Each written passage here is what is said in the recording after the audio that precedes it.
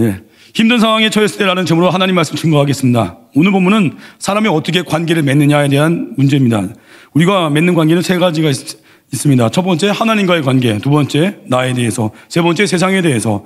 가장 바람직한 관계는 하나님을 맨 먼저 보는 것입니다. 그래서 우리가 아침에 예배하고 세상 나아가는 거예요. 하나님을 먼저 만나고, 그리고 그 다음에 하나님 안에서 나를 발견하고, 그 다음 이웃을 바라볼 때 선순환이 이루어지는 것입니다. 지난 금요일 새벽에 제가 말씀드렸죠. 모든 일은 하나의 일이라고. 내가 예배를 무정하고 세상을 나아가면요, 모든 건 하나의 일이에요. 뭐 교회 일, 뭐 직장 일, 뭐 이런 일이 아니라 하나의 일, 하나님의 눈을 통과해서 다 바라보는 거예요. 그래서 어디를 무슨 일을 하든 어디로 부름받던 다 하나의 일이에요. 하나님의 영광을 위한 일, 하나님을 기쁘시게 하는 일, 주방공사를 하든 청소를 하건 각자 내게 보내는 자리에서 다 하나님의 영광을 위한 일, 다 하나의 일이라는 거예요. 그럼 삶이 단순해집니다. 순서가 잘못되면요, 세상과 이웃에게 마음 빼앗깁니다. 그러면 이웃에게 마음 뺏기다가 보면 나를 못 보고 하나님도 보지 못합니다. 그래서 분주함에 속지 마십시오. 직장을 구할 때도요, 내가 예배할 수 있는 시간, 당연히 뭐 주일 성수하겠지만 너무 직장 일 때문에 내가 하나님께 예배하는 거, 이게 약해질 수 없다는 것입니다. 우리는 기준을 먼저 하나님이에요. 예배할 수 있는가. 그래서 항상 하나님의 눈으로 먼저 나아가는 것, 그것이 굉장히 중요합니다. 오늘 시편 94편의 저자, 세상을 바라보고 있습니다. 근데 어떤 사람이 눈에 띄었습니다. 아주 못된 인간이 눈에 띄었습니다. 1절에서 3절이 그런 내용입니다.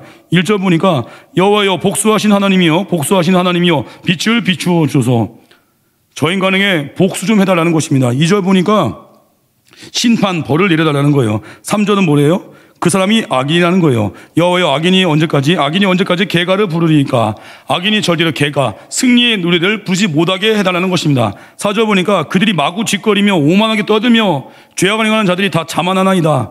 아나무인이고 입으로 하는 말들이 다 상처 준다는 거예요. 하나님을 모욕하는 말도 하고 이 교만한 자들, 저들이 승리의 노래 개가를 부르지 못하게 해달라고 하나님께 기도하는 것입니다. 여러분, 악인들이 왜 그런 나쁜 말들을 하겠습니까? 말들은요, 마음의 결과입니다. 어떤 마음에서 어떤 말이 나오는가가 정해지는 거예요. 7절에 보니까 그들의 마음과 말이 나옵니다. 7절 보니까 말하기를 여호와가 보지 못하며 야곱의 하나님이 알아차리지 못하리라 하나이다. 그들은 마음에 하나님이 없습니다. 언어에도 하나님이 없고 결국 행동에도 하나님이 없습니다. 5절 6절 보니까 여호와여 그들이 주의 백성을 짓밟으며 주의 소유를 곤고하게 하며 과부와 나그네 애를 죽이며 고아들을 살해하며 하나님이 불쌍히 여기시는 고아와 과부들을 짓밟고 힘없는 자들을 멸시한다는 것입니다. 이런 자들 보면서 이 저자가 굉장히 마음이 상한 거예요. 하나님 왜 저런 사람들 가만히 두십니까? 진짜 뒷동산 호랑이는 뭐 먹고 사나, 그런 생각 드는 거예요. 우리 첫 번째 메시지가 누군가 미워질 때, 상황이 어려울 때 반드시 생각해야 될 것이 있습니다. 나의 판단은 과연 옳은가 하는 거예요. 우린 다 자기 중심으로 세상 바라봅니다. 나와 다르면 상대방이 옳지 못하다고 생각하고 충성하다가 좀 고난 당하면은 왜 내게 이런 고난이, 너무 억울해할 때가 있습니다. 여러분, 세상은요 하나의 색깔이 아니라 다양한 색깔이 존재합니다. 나는 그 중에 한 색깔이라는 것입니다. 나와 다른 색깔이 있거든요. 나와 다른 색깔일 때 사람들은 되게 일단 싫어하고 비판할 때가 있습니다. 나와 다른 사람이 있으면요 바로 튀어나오는 말이 있어요. 뭐 저런 사람이 다 있어. 이거 자체가 잘못된 마음일 수 있다는 거예요. 내 마음에 들지 않은 사람이 있을 때 저런 사람도 있겠구나. 왜요? 인간이 죄인이기 때문에 일단 인정하는 거예요. 내게 원하지 않는 상황이 있을 때 일단 인정하는 거예요. 아, 나도 이런 고난 속에 처할 수 있구나. 나라고 예외가 아니구나. 나도 어려운 가운데 처할 수 있구나. 일단 받아들이고 인정하는 거예요. 그런데 이런 마음에 들지 않는 상황이나 원치 않는 사람 만났을 때 우리의 대응 방법이 세 가지가 있는데, 첫 번째는 이런 방법이 있습니다. 세상이 다 썩었구나. 될 대로 되다 하고요, 낙심하고 포기하거나 좌절합니다. 문제가 해결 안 되죠? 더 큰 고통. 두 번째 대응 방법이 있습니다. 상대방 향하여 네가 나한테 이렇게 나와? 눈에는 눈이야, 이에는 이야 하고 보복하려고 하고, 상황이 어려우니까 더 독해지기도 하고, 이러면 안 된다는 거예요. 세 번째 방법은 뭐냐면 이런 상황 통하여서 어떻게 성숙해질 수 있느냐는 거예요. 새가 바람이 있어야 올라가듯이 고난과 역경 통해서 어떻게 하면 더 하나님의 영광을 위해서, 어떻게 하면 더 하나님께 깊어질 수 있는가, 여기까지 가야 된다는 거예요. 그 두 번째 단계, 핵심이 뭐예요? 기도죠. 기도할 때, 이런 어려움이 있을 때, 이해되지 않는 상황이 있을 때 기도하고 부르짖으면 교훈으로 받아들일 수 있다는 거예요. 본문에 그 시인도 처음에는 낙심도 했고요, 불평했습니다.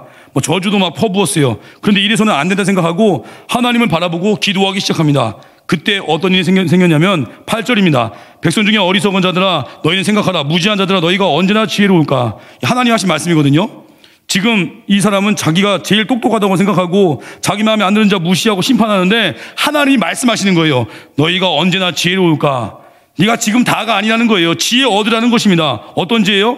9절 10절 보니까 귀를 지으시니가 듣지 아니하시랴. 눈을 만드시니가 보지 아니하시랴.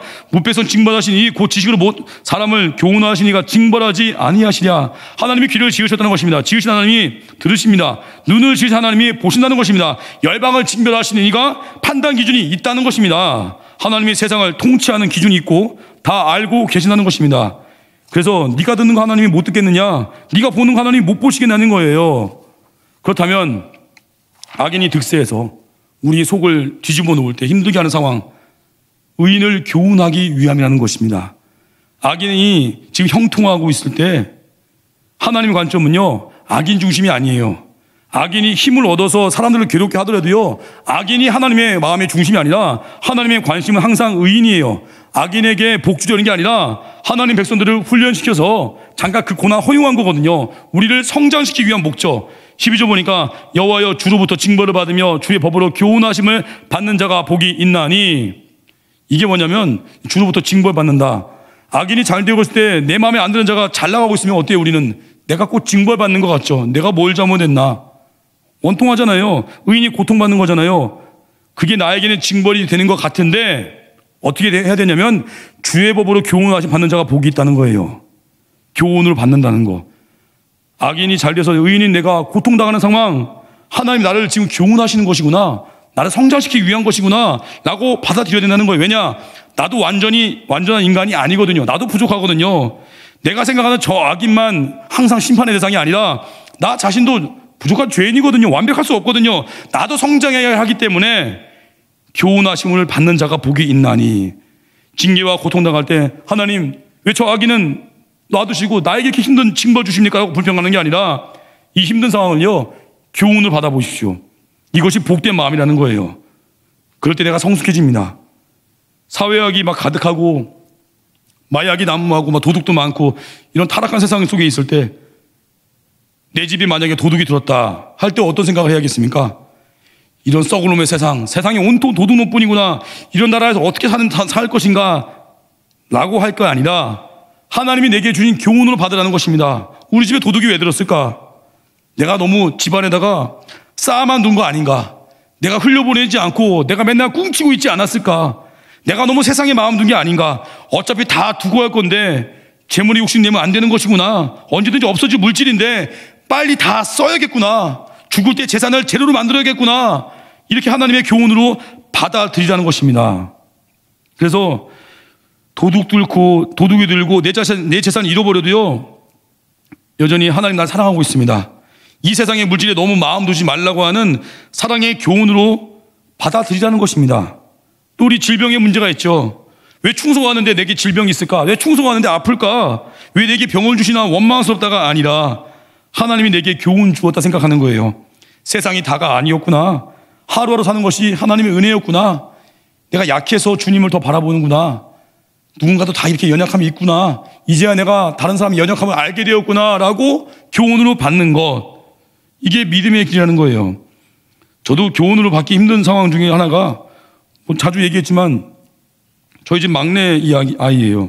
뭐 얼마 전에 뭐 집안에 막 6살 아이인데도 아직까지 기저귀 차고 있고 막내가 좀 발달 장애가 좀 있거든요.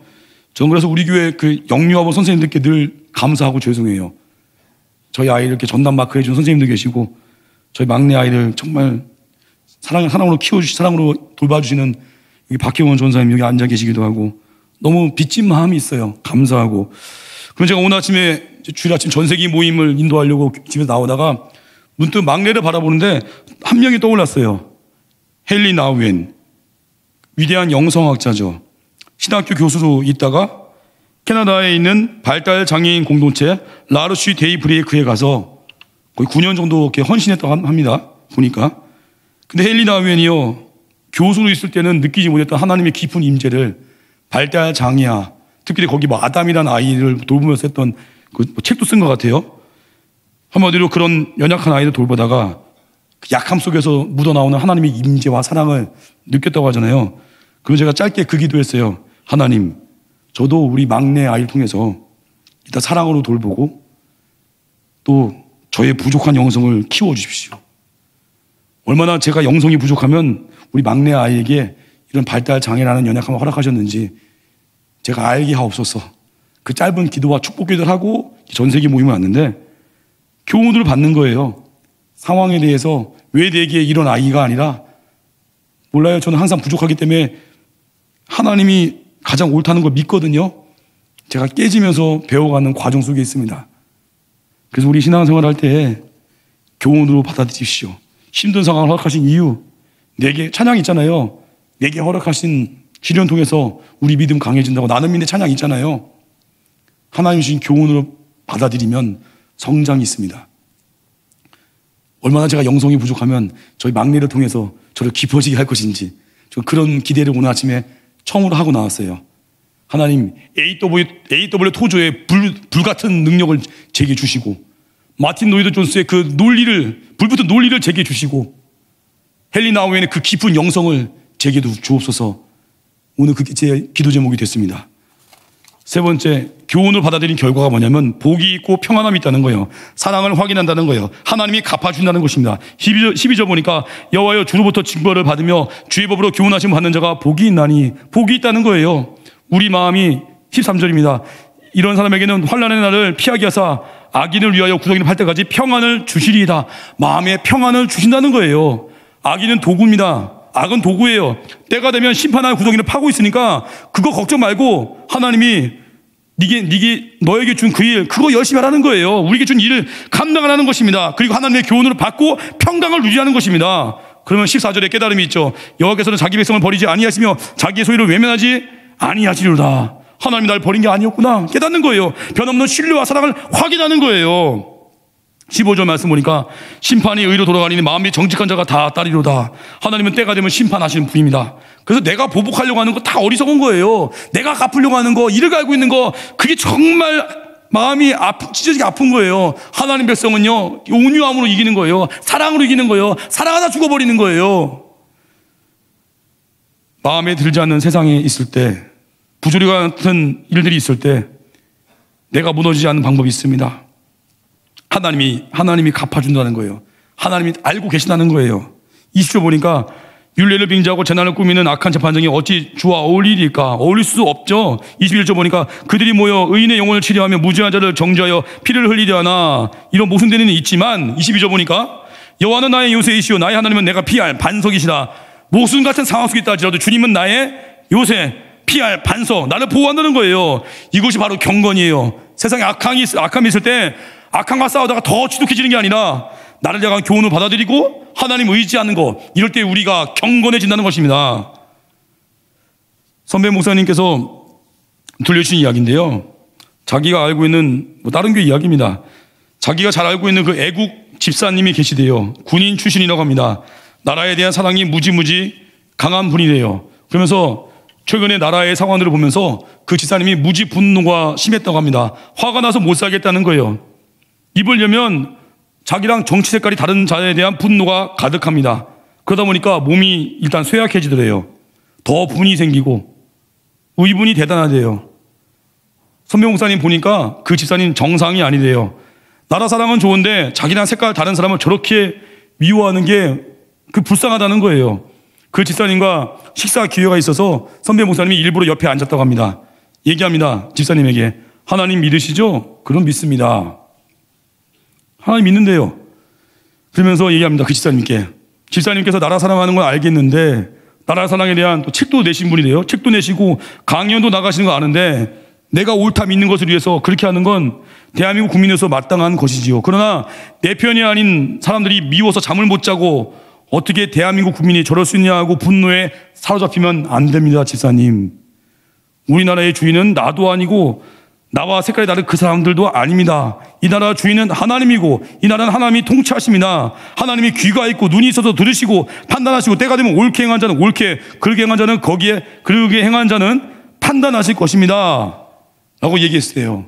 그러면서 얘기했대요. 선배 목사님께서 그래서 나라를 사랑하는 것은 좋지만 늘 하나님 믿으니까 하나님 때문에 기뻐하고 감사하는 마음보다 내 마음속에 상대방 미워하는 마음이 더 크다면 잘못된 신앙입니다. 사랑스럽지도 않겠지만 하나님 안에서 기뻐하고 감사하면서 내 할 바를 잘 하십시오. 상대방을 너무 미워하지 마십시오. 라고 그 애국 집사님께 얘기했대요. 그랬더니 그 집사님이 얘기합니다. 저도 그러고 싶은데 잘 안 되네요. 그때 그 선배 목사님께서 시편 오늘 94편 말씀을 쭉 들려주었습니다. 그러면서 이게 어떤 배경에 쓰여졌는지 들려줍니다. 이스라엘이 악한 자들에 의해서 나라가 붕괴되어 가는 거 보면서 걱정하는 애국자가 하는 말입니다. 이러다가는 나라가 망하고 하나님의 율법이 다 무너질 텐데 하는 그런 말입니다. 저자의 마음 안에는 악한 자들이 자리 잡고 있습니다. 그들 향한 분노 때문에 1절 보면 복수해달라, 심판해달라 이렇게 막 읽으면서 설명을 해준 거예요. 그랬더니 그 집사님이 어찌 제 마음과 똑같습니까? 그래서 얘기합니다. 선배 목사님께서 중요한 것은 정치적인 색깔 다른 게 중요한 게 아니라 서로를 향한 미움입니다. 이걸 조심해야 됩니다. 그리스도인으로서 기도해야 합니다. 정치 색깔 다른 건 다른 거고 똑같은 국민으로서 미워하고 저주하고 증오하는 건 반드시 고쳐야 하는 것입니다. 이 나라의 진정한 주인은 하나님이십니다. 라고 얘기해 줬다고 합니다. 이 시대가 나라에 어려움이 있을 때 너무 정치적으로 예민해져 가지고 미워하고 잠 못 자는 분들 하나님께 맡기십시오. 하나님이 통치하십니다. 사람 미워하다가 내가 병드는 거예요. 여러분 우상이 있죠. 우상이 무엇입니까? 내 마음 첫 번째 자리에 차지한 이 세상의 가치가 우상입니다. 예를 들면 이거죠. 이것만 있으면 하나님 없어도 행복할 수 있는데 하나님보다 더 좋아하는 신, 내가 만드신 돈만 있으면 얼마든지 행복할 수 있다고 하는 거, 그게 돈이 하나님이 아니거든요. 근데 내가 만든 신이 우리에게 있을 수가 있어요. 그걸 깨야 된다는 것입니다. 우상은 두 종류가 있습니다.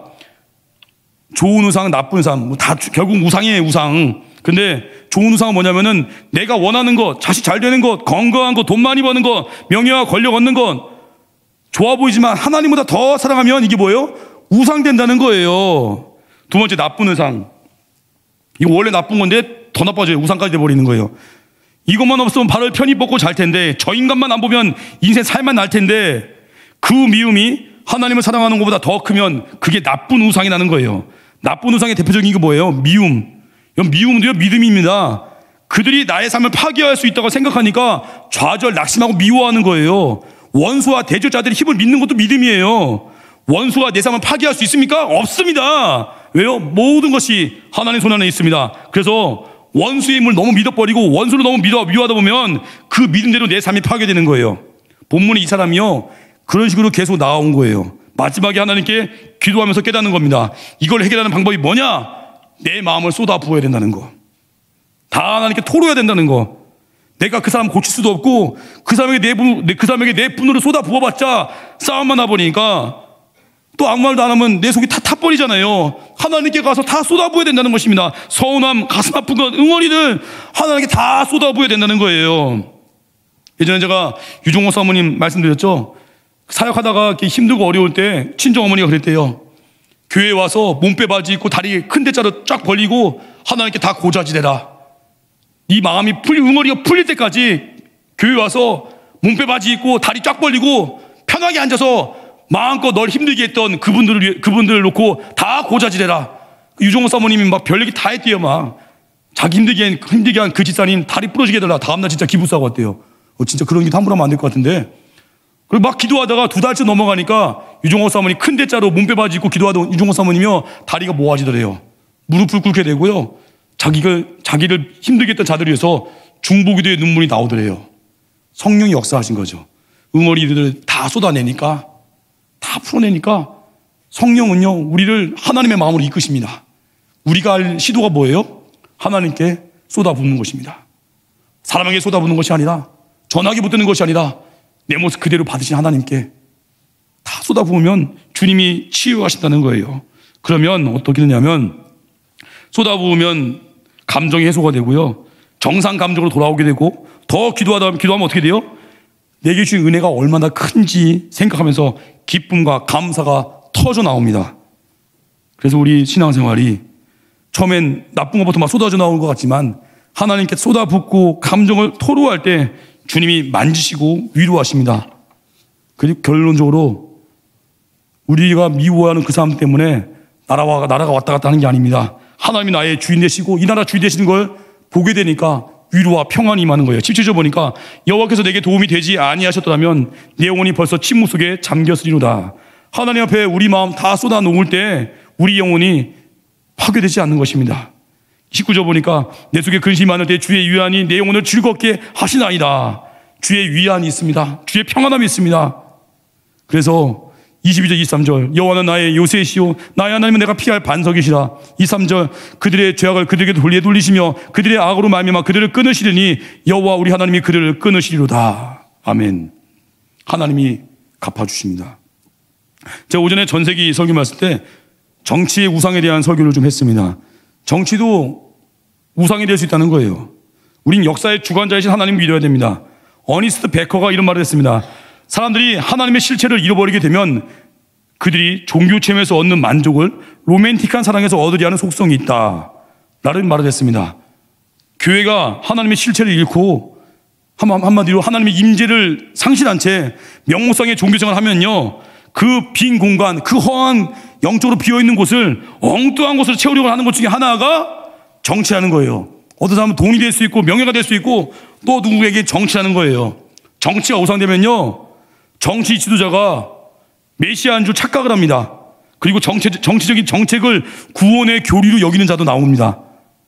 그때 그 정치 지도자의 정치관이 구원관이 돼버리고 그가 하는 정치적인 행위가 일종의 종교 행위로 변하게 되는 거예요. 이게 정치의 우상화예요. 그래서 이런 사람 특징이 뭐냐면 자기가 지지하는 자가 낙선되면요 너무 낙심을 해요. 나라가 끝났다고 하고. 그리고 이런 자들은요, 정치가 우상이 된 사람은요 상대편 당이 다 개쓰레기예요. 악당이에요. 긍휼히 여기는 마음도 없어요. 그게 정치 우상화 된 사람들의 안타까운 결말입니다. 자기 영혼도 병들어 버립니다.